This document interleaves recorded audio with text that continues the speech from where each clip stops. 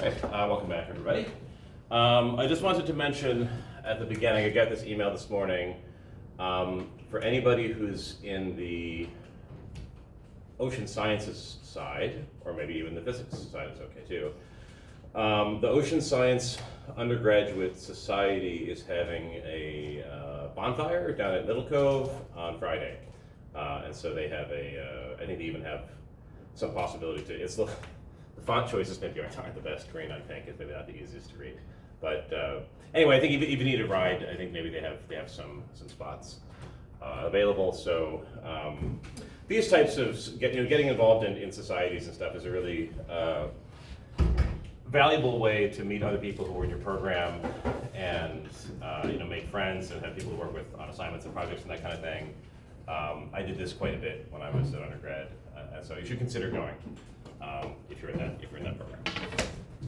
I think if you want to contact them, you can probably email the Ocean Sciences Society. Okay.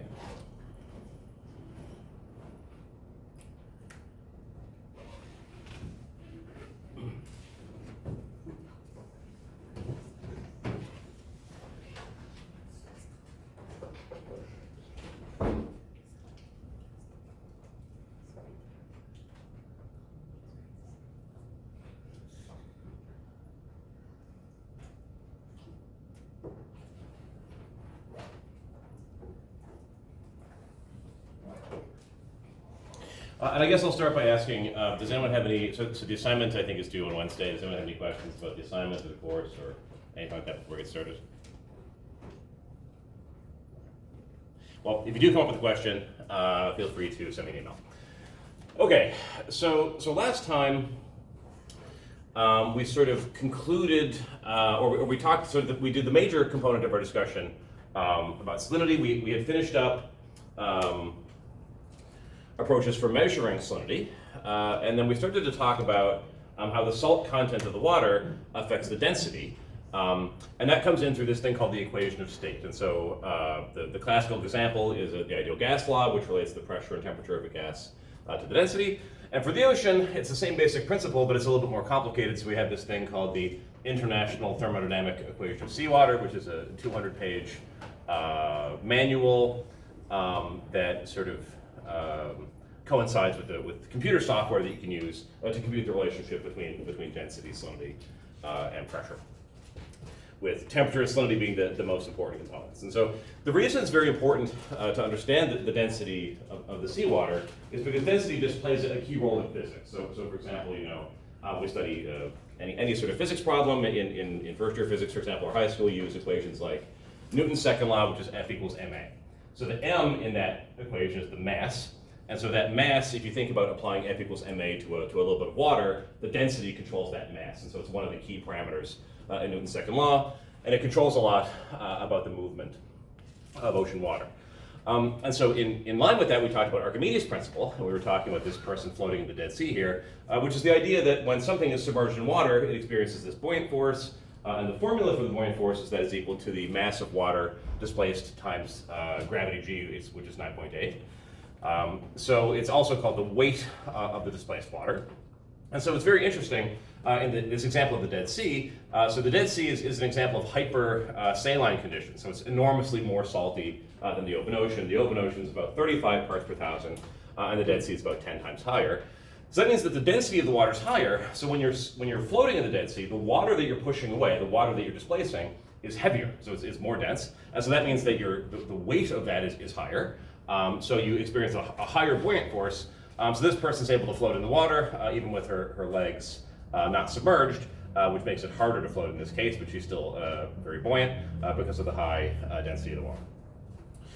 Okay, so that's sort of how we measure salinity, what the definition is, and how it affects density and how it affects motion.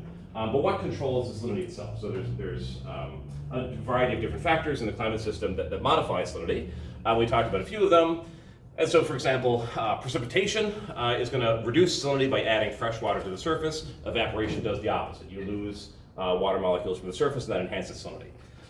River runoff here, so we have rivers are essentially very fresh water, and so when those discharge into the ocean, you have a local region, which is usually called brackish water, so it has about maybe 10 parts per thousand salinity.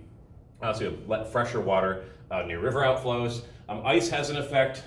Ice generally is quite fresh. The molecular structure of ice has a little bit of salt in it, but not very much.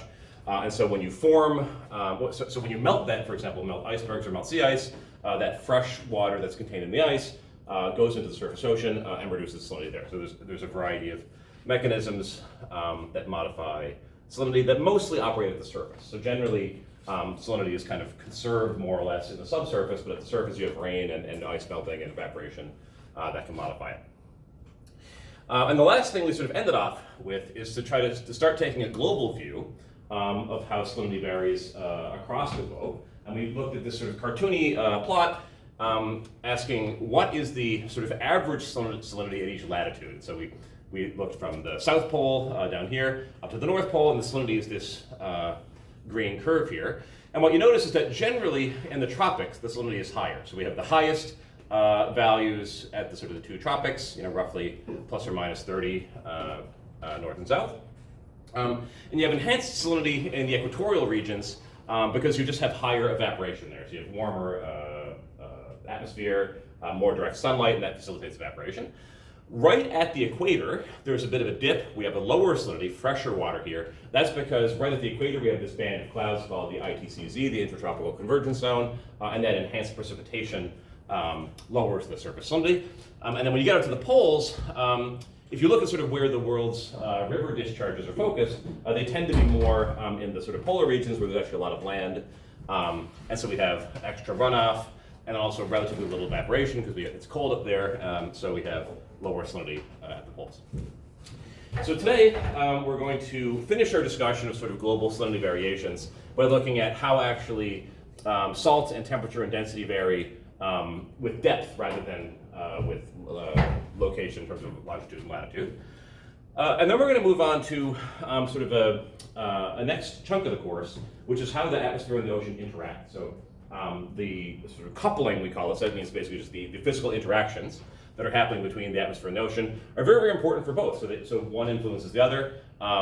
And we usually think of the winds as the primary source, the primary driving mechanism for the ocean, but it's really a two-way street. The ocean has big influences on the atmosphere as well. Okay. So we sort of ended up with this plot last time, which sort of shows a more detailed view of how salinity varies globally. We can see the major thing that you notice is that there's these two red bullseyes here. The red means high salinity, and so this is these regions where we have lots of evaporation at hot temperatures. If you look on land, there's a lot of deserts at these locations. So you have high salinity in the ocean with a sort of a dip at the equator, and then lower salinity at the poles.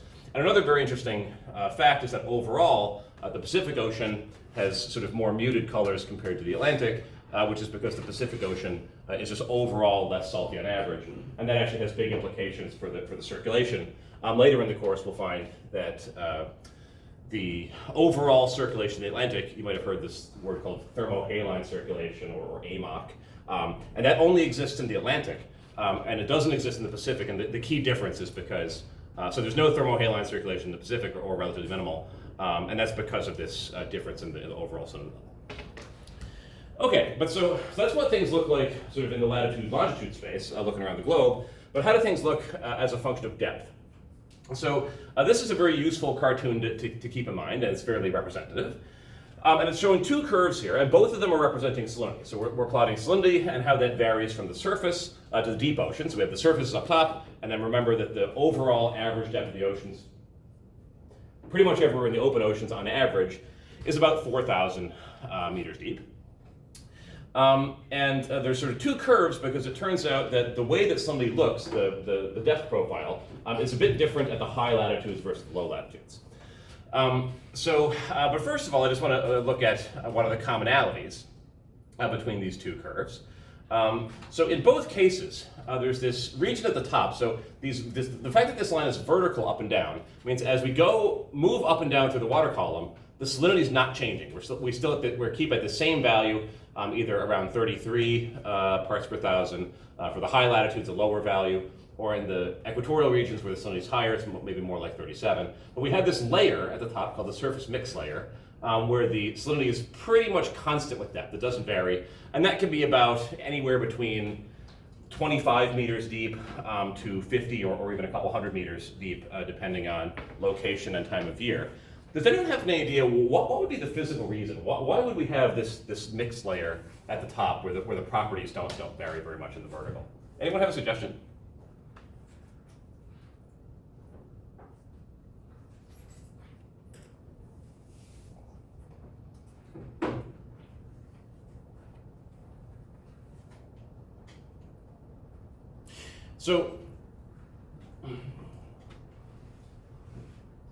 So it's called the mixed layer. And so when we say it's mixed, that we're just referring to the fact that the saltiness doesn't change much. Basically, somehow it's been all homogenized and combined. Just like if you have, if you put milk into your coffee, when you put it in the beginning, you see this blob of milk and it maybe has a few little filaments, and you stir it, and then it becomes homogeneous. So the fact that whenever you see something in climate or in any kind of fluid system where things are really, really uniform, like in this mixed layer, where you measure the properties versus depth and nothing's changing, that usually means that something caused it to become homogeneous. Yeah? Is it due to ocean circulation at the surface? It's very much due to ocean circulation, but why would it be right at the top? Or what kind of circulation? Yeah? The temperature rise caused due to the sun rays and stuff like that. So temperature plays a very, very important role. And what would be the effect of changes in temperature, for example? So the density kind of changes? Density changes exactly because of the equation state. Yeah. So let's imagine a situation where we have, here's our surface of our water. And let's just imagine that we're wintertime. So it turns out, if I had actually shown the seasonality of that mixed layer, it might have even been a good hint. But let's consider the case in the wintertime. So let's think about maybe North Atlantic around Newfoundland in the wintertime. So that means the atmosphere is really, really cold. And so the surface ocean is going to lose heat, and it's going to cool. And what that means is these parcels of water here that are near the surface, when they get cold, we talked last time about the linearized equation of state. We said when you change temperature and salinity, they sort of have opposite effects on the density. So does anyone remember when the water gets cold, does it get more dense or less dense?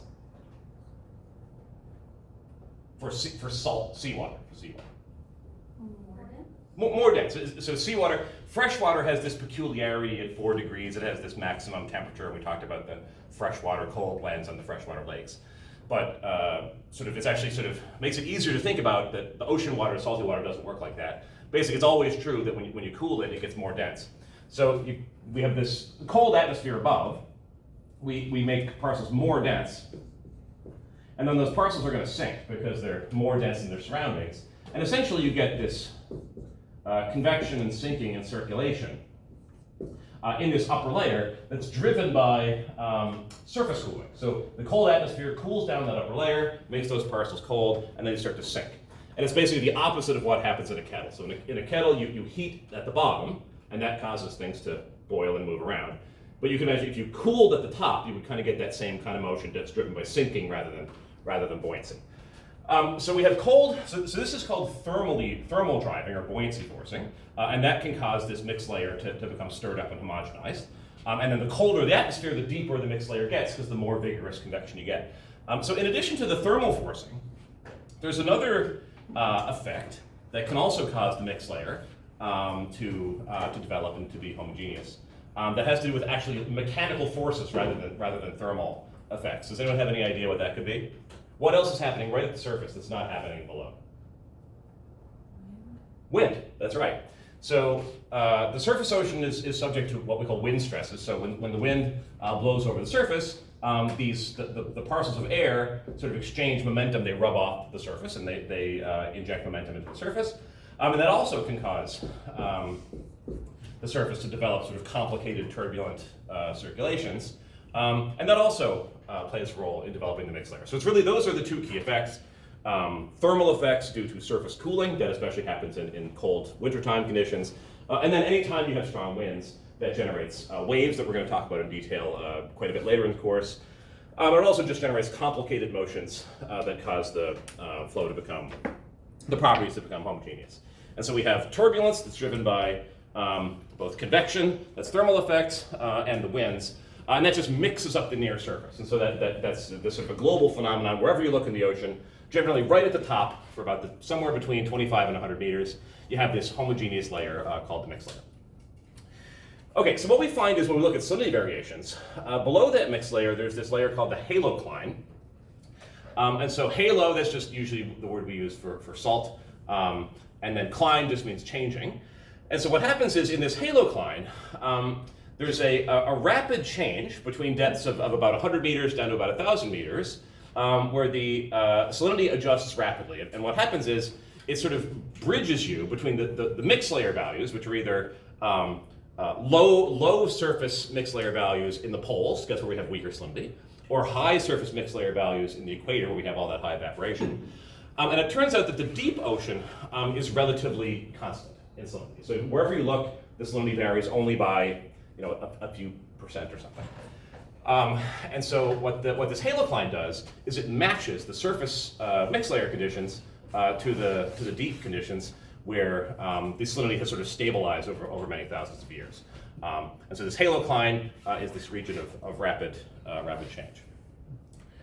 And we talked about this. These are just for the notes for the reasons why the two curves are different.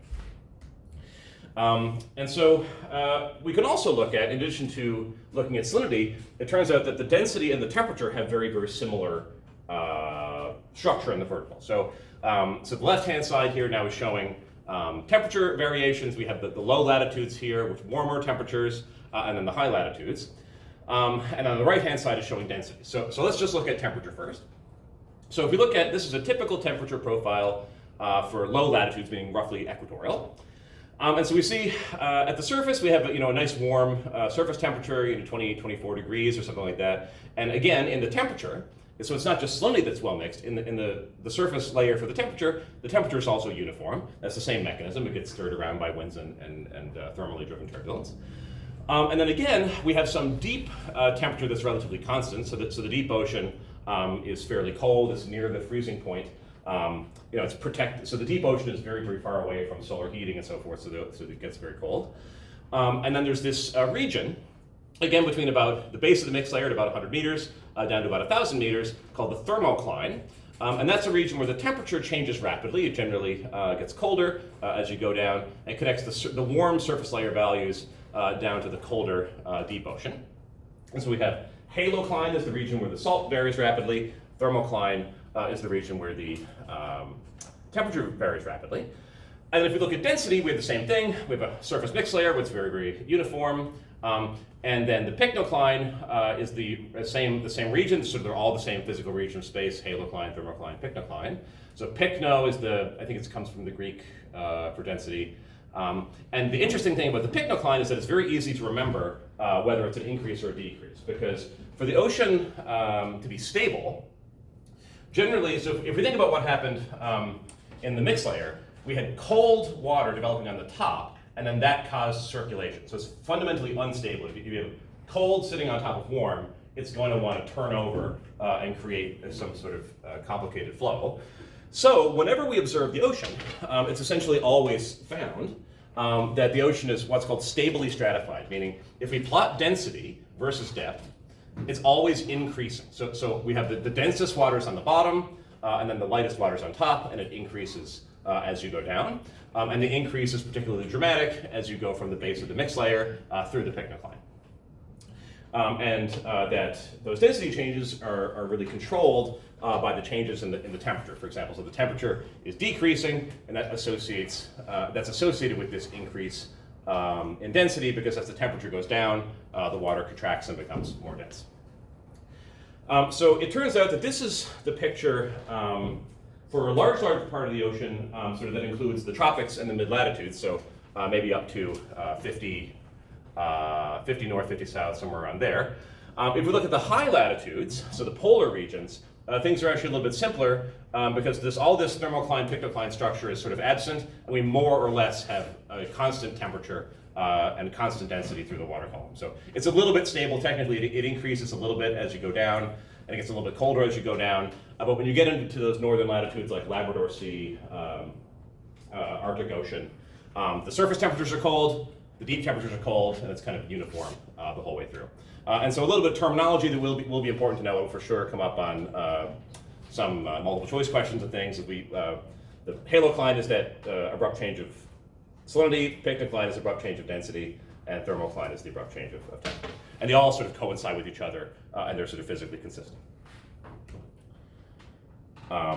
Oh yes, this is another bit of terminology. In the high latitudes, when we say that when the temperature is essentially uniform and the density is uniform, constant temperature is called isothermal, and constant density is called isopycnal. So these are things you might come across if you're reading other resources about this type of oceanography. Okay, so we have now this global picture of what is salinity, how do we measure it, how does it vary from place to place in terms of northern latitudes, equatorial, southern latitudes, and also with depth. And now we're going to move on to talking about what drives the ocean circulation. So we can sort of thinking about salinity if we want to picture analyzing ocean flow in terms of F equals mx. So Newton's second law. So we've mostly been talking about the m so far. What are the salinity? What are the factors that affect the density that controls that m in that equation? But the F is the forces, and the forces come about largely because of the atmosphere. So we're going to deal with that part of the equation now. Okay, so I want to start this with a general question.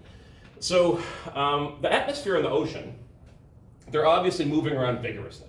We have strong winds at the surface. We have lots of interesting weather systems. In the ocean, there's really energetic currents all over the place. And so they're moving around in this vigorous, energetic way, as opposed to the alternative you might imagine, which is just sitting there. The air is just stagnant, the water just sits there. And so there must be some energy source that provides the energy for these complex flows in the atmosphere and the ocean. So does anyone have just a very general, high-level idea of where does that energy come from, fundamentally? What's the ultimate source that drives the sort of engine of the atmosphere and the ocean flow?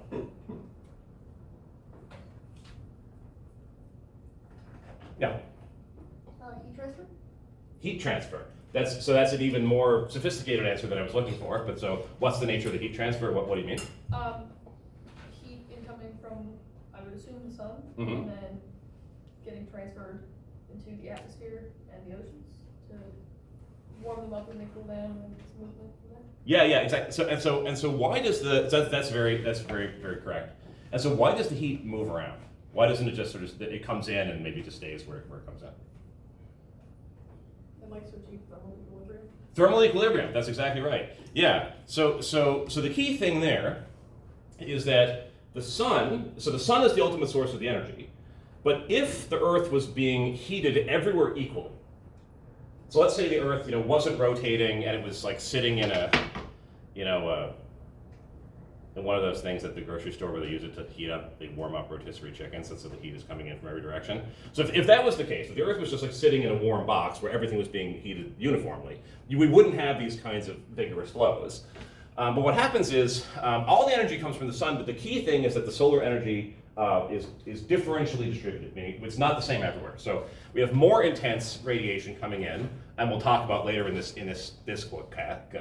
class why it's more intense at the equator, and it's less intense at the poles.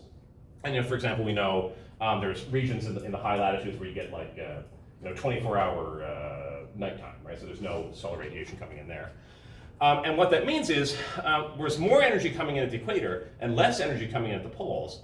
And so what the atmosphere and the ocean do is they redistribute this energy by flow from the equator to the poles to maintain thermal equilibrium. So essentially, otherwise, if there was no flow, the equator would keep getting warmer and warmer and warmer, and the poles would keep getting colder and colder and colder. But that doesn't happen because the atmosphere and the ocean, they transfer heat from the equatorial regions to the polar regions, and we'll see sort of exactly how that happens. And so that produces winds in the atmosphere, and the winds then drive the ocean at the surface. And so I think everyone sort of understands this kind of mechanism where we have winds, and that's going to create waves and various other flows. And so this is the direction where we say, so this differential solar heat generates flow in the atmosphere, and then the atmosphere blows on the ocean, and that creates currents in the ocean. But the other direction is very important as well. So the ocean also influences the atmosphere. Does anyone have any examples or ideas of how that works in the other direction? How does the ocean impact atmosphere temperature, atmosphere flow, anything like that?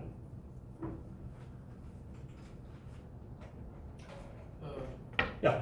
The ocean stores a lot of the energy and then releases it back into the atmosphere, like for example hurricanes and stuff.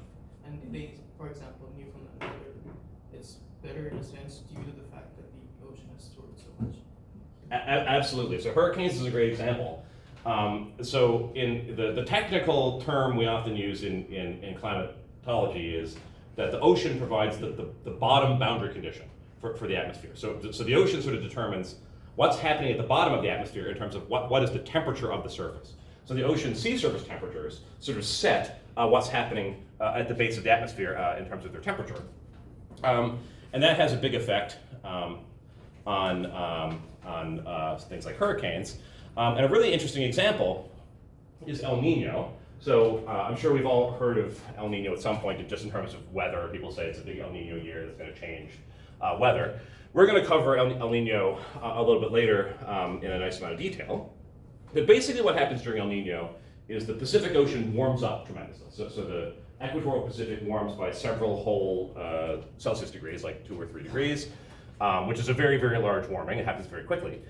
And what we see is in El Nino years, people have run statistical analysis of how many hurricanes do you get in the Pacific versus the Atlantic in years where you have strong El Ninos. And the key thing to keep in mind is El Nino is an ocean warming phenomenon, but what we find is that in strong El Nino years, you have many fewer hurricanes in the Atlantic, and you have more hurricane type storms on the West Coast. And this has to do with redistribution of ocean surface heating due to El Nino. And so this is just showing that there's sort of a bidirectional relationship. So the atmosphere obviously blows on the ocean and causes flows, but the ocean's surface temperatures also affect the way the winds work in very important ways.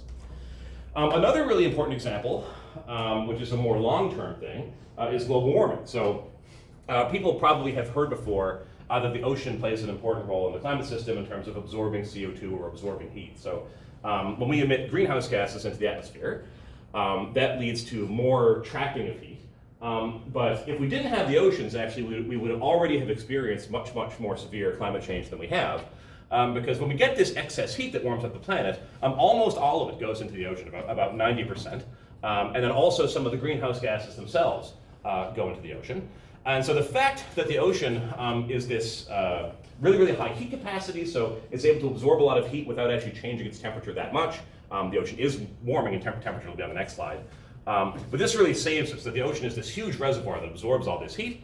And that really strongly mitigates climate change by both absorbing the heat itself and also the greenhouse gases that cause the warming.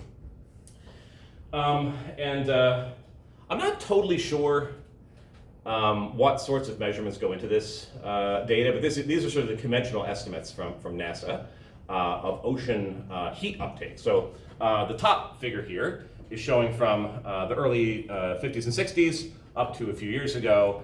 This is the heat content normalized to the 1950 value of the ocean heat in zettajoules. And so what a zettajoule is it's 10 to the 21 joules. And just for some context, the amount of energy released in a hydrogen bomb explosion is 10 to the 15 joules, which is 1,000,000 times less. So the ocean's heat content, like how much heat energy it actually stores, has increased since the 50s by about 300 zettajoules, which would be about 300 million hydrogen bomb explosions. And all that extra heat has translated into actually sea level rise. So usually when we think about sea level rise, you think about melting glaciers, right? That the Greenland or Antarctica melt, that fresh water goes into the ocean and that sort of raises the sea level. That's true, that happens, and that's actually the largest signal. So most of the sea level rise that we're detecting today can be attributed to melting glacial ice. But actually, it's surprising to most people, the fact that water expands when it warms up is also a significant factor. So that's called thermal expansion. The technical word in sea level studies is the steric sea level rise, meaning it's the thermally driven part. This plot is showing measured sea levels, again normalized to early 90s values, going up to about today. And what we can see is since the early 90s, The y-axis here is millimeters, since we go from 0 millimeters is normalized in the early 90s, up to about 100 millimeters, which is 10 centimeters in this approximately 30-year period. So we have had 10 centimeters of global sea level rise on average, and about 30% of that comes from just thermal expansion. So the ocean has saved us so much from climate change and has absorbed so much heat that it's actually sort of puffed out a little bit. All the water parcels have gained a little bit of volume because of that change in temperature, and that is about 3 centimeters of global sea level rise. I don't think we're going to get a chance to talk about it in this course, other than maybe right at the end, but 3 centimeters and 10 centimeters might not sound like a ton. Actually, any sea level rise is very important because there are a lot of highly densely populated regions on Earth that have very low elevation above sea level. And the other important thing to keep in mind when you're thinking about sea level is that many people, when they first hear about sea level rise, think that the water sort of spreads out everywhere equally. And then when we have sea level rise, it rises everywhere the same. But that's not true at all. Actually, it rises tremendously more in some locations. And there are actually places under sea level rise where the sea level drops. So in some places it actually falls, and other places it rises. And it depends on sort of complicated physics that was actually largely figured out in Canada. Okay, so on the second homework, which will come out on Wednesday, you'll actually get a chance to play with this data a little bit and figure out, how does this heat, this amount of heat, actually map on to sea level rise. Okay. So, so we've brought up this idea that the atmospheric flows are driven by the fact that the solar radiation is different from place to place, this differential heating. And so now we're going to talk a little bit about what is that distribution of solar radiation, how does it vary from place to place, and what are the actual physical mechanisms that cause it to be different. So we mentioned that solar radiation, it varies from latitude. It's more intense at the equator and less intense at the poles. And it also depends on time. So there's several very, very well-known everyday examples of how the solar intensity depends on time. Can people give me some basic suggestions? In what ways does the sun's energy depend on time? What kinds of cycles, for example? The seasons, so there's more energy in the summer. Right, so seasonality, that's like what we talk about probably the most in climate change. There's actually an even stronger signal that is almost probably too obvious for somebody to think of. So what other way? Yeah. Like the day-night cycle? Day and night, yeah. So there's the daily cycle, or the diurnal cycle is another word for it, and there's the seasonal cycle. And those two are the sort of dominant signals. So if you analyze any kind of climate data, the first thing that jumps out of your analysis is that everything is going up and down like crazy every day, and then everything is going up and down over the course of the year. And very often when you want to understand what's happening with climate change, you sort of have to get rid of those oscillations to understand how things are changing over time. So here we have just an example of day-night. So here's your sun, and so there's one side of the Earth that's facing it. And then this Earth is rotating, so every day, different parts of the Earth get installation at different times. Okay, for seasons, so we're going to talk a little bit about what are the actual causes of the seasons, just to make sure everybody's on the same page. So it's a common misconception. They address this in the book, and I think I've talked to people over the years who have been a little bit confused about this, so I want to mention it. So the Earth's orbit is very close to being a circle around the sun, so the dashed line here is a circle. But the true orbit is not exactly a circle, it's slightly elliptical. So it's slightly sort of wider on one axis and then narrower on this axis. And what that means is that as the Earth goes around in the ellipse, at different times in the orbit, it is actually slightly different distances from the sun. And so the amount of solar radiation we get changes a little bit because the Earth is slightly further away at some places than others. But that's not the cause of the season. So that is true, but it's sort of a weak effect, and it plays into the Milankovitch cycles that we talked about a few classes ago. But the real reason for the seasons is the fact that the Earth's rotation axis, the spin axis, is tilted relative to the plane, the orbital plane where the Earth goes around the sun. And so I think this diagram is really useful. So the way to think about the seasons is we have the sun in the middle, and then the Earth is going to orbit in a roughly circular orbit around the sun. And that sort of carves out a plane. So there's a horizontal plane that the Earth stays in as it orbits around. And that's called the plane of the ecliptic, is the technical term for that. The key idea is, if you imagine that this marker is the sun, and this ruler is the Earth's spin axis. So the Earth is orbiting around the sun like this, but the axis is actually tilted. So the spin axis is tilted at about 23.5 degrees toward the sun, and then we're rotating this way. So we're getting day-night cycles. And so what that means is, if you think about, let's say this is the northern hemisphere here, during the summer, this would be the summer, so the northern hemisphere is pointed towards the sun, and then when we're on this side, the northern hemisphere would be pointed that way, away from the sun. And so when the hemisphere that you're in is directed toward the sun because of the tilt of the spin axis, that's when you have your summer. So, for example, so this is the northern hemisphere. So this is the configuration when we have summer. So the northern hemisphere is tilted that 23.5 degrees toward the sun. And as we go through the orbit, we reach a period where the northern hemisphere is pointed directly away from the sun. So that's winter for us, and it's austral summer, so summer for people in the southern hemisphere. And then in between these, there are these times of year called the equinoxes. So the vernal equinox in March and the autumnal equinox coming up in September, where the Earth is sort of at a sideways angle, and the spin axis is neither pointing toward nor away from the sun, and so that's sort of spring and fall.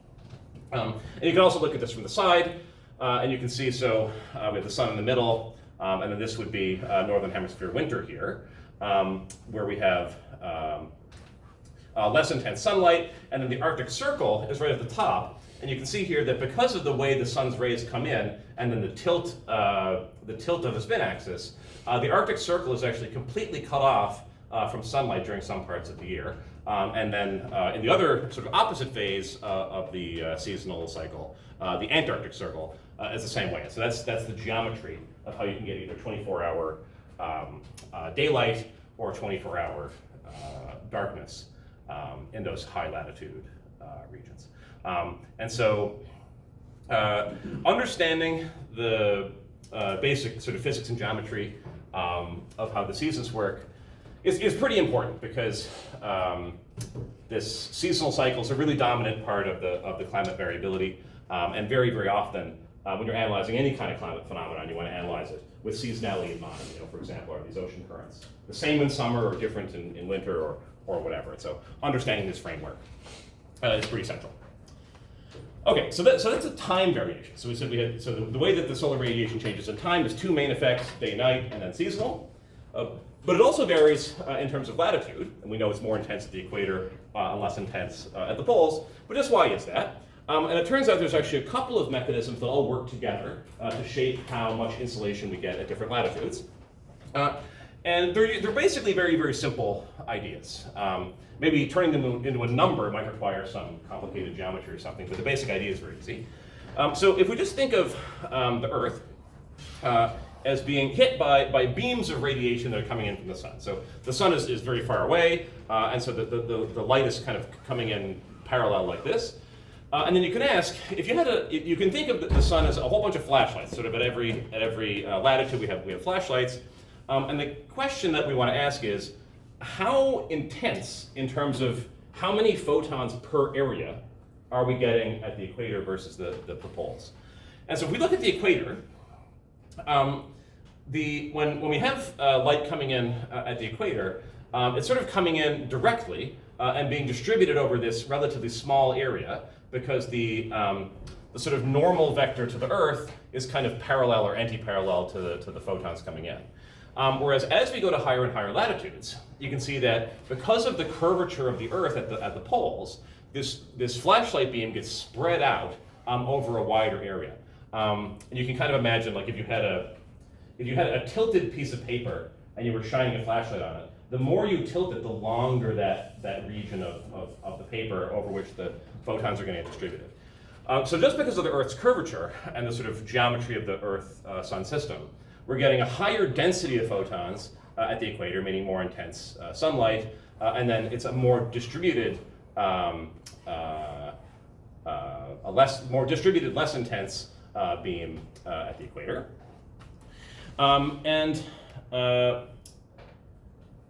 The atmosphere itself also plays a role. So as the photons come in from the sun, most of them pass through the atmosphere and arrive at the surface, because the atmosphere is mostly transparent to solar radiation. But some of it gets absorbed.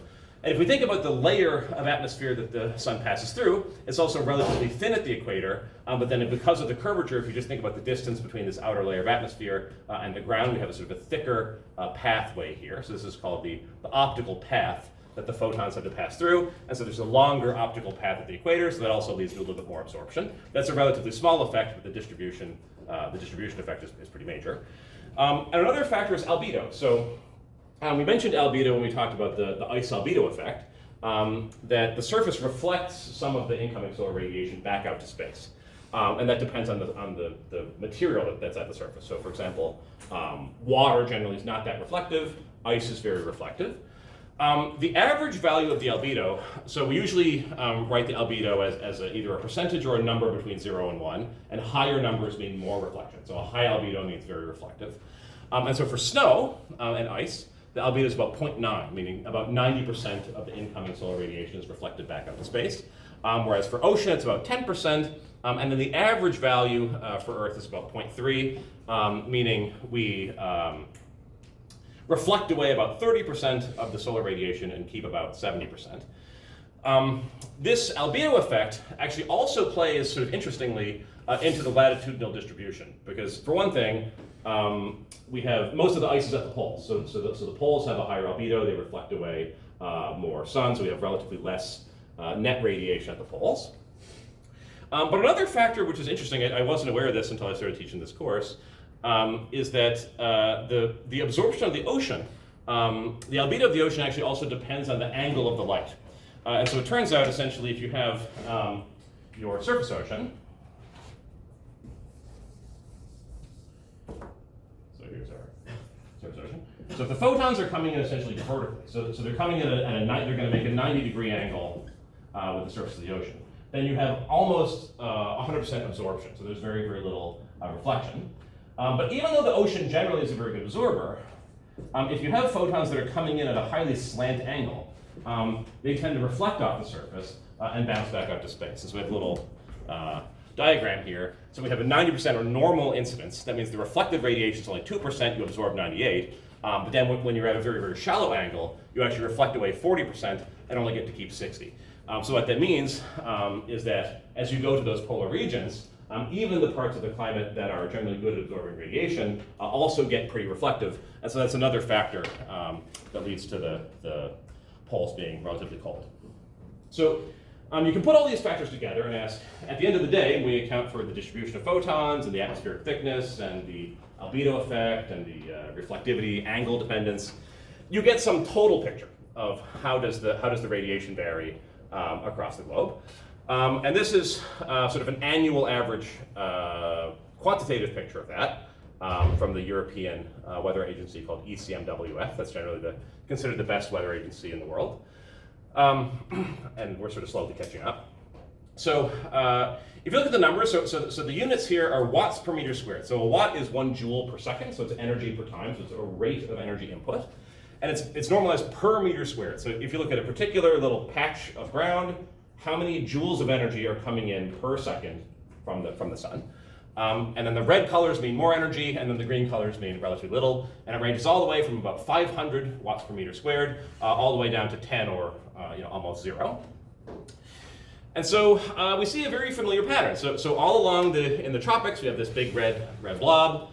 Since we have all of the factors are working for us, we have direct insolation, low albedo, etc.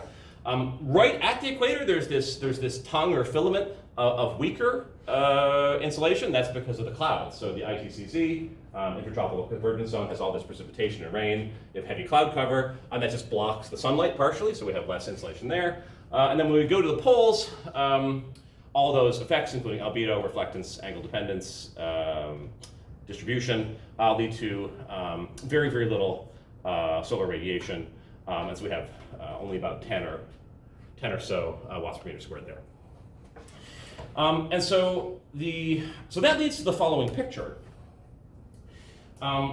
where on the right-hand side here, we're plotting sort of whether or not the ocean overall is gaining energy from the sun or it's losing energy, because there are two sort of competing factors. So we mentioned last time,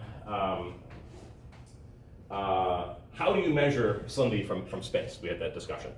And the idea was that we can measure salinity or temperature of the ocean surface by satellite by measuring the infrared radiation that's coming off the ocean. So we talked about the idea that any material or any body emits radiation all the time. And because of that, we're losing energy to space. So the Earth just radiates energy all the time back out to space, and that cools the Earth. And then on the other side of the equation, we get energy from the sun. And so you can look at sort of how that balance changes from different latitudes. How it looks is, in the equatorial region, we're getting more sun in than energy we're losing to space by radiation. And so we're gaining heat. The ocean's gaining heat in this tropical region. And it's strongly losing heat at the poles. And so this leads us to this scenario that I mentioned before, which is that if there was nothing else going on in the system, if the atmosphere and the ocean were sort of just sitting there in a sort of stagnant way, then these thermodynamic considerations would lead to the equator just warming up, and the poles getting colder and colder and freezing and so forth. But it turns out that the fluid dynamics of the atmosphere just won't tolerate that. So when you start to have these huge temperature differences, that just automatically drives flow. And we know that from like a cold draft under a door, for example. The cold air likes to sink and sort of sneak in there, and it makes your feet cold. And any kind of thermal difference will always lead to flows, and there's a lot of theory in mathematics and physics of that in terms of details. But basically, because we're having a cold pole and a warm equator, just the natural physics of the fluid mechanics of the climate system cause these interesting flows that transfer heat essentially from the equatorial regions to the polar regions. And if you think of something like the Gulf Stream, that's a key example, because the Gulf Stream is this very warm current. It shows up as like a nice bright red blob when you look at it from space. And what that does is it brings this warm water from the equatorial region up the eastern seaboard into the North Atlantic. And so the Gulf Stream is part of the climate heat transfer system that brings that heat from the equator where we have too much to the poles where we don't have enough. Okay, so next time we're going to talk a little bit more about the structure of the atmosphere and some cool examples of atmospheric dynamics and some specific sort of physical examples of how this thermal heat exchange actually leads to forces at the surface of the ocean that are going to drive circulation. Okay, so I'll stop there. And just as a reminder, the assignment is due Wednesday at 11:59. And if you have any questions about that, please let me know. Other than that, I will see you all Wednesday.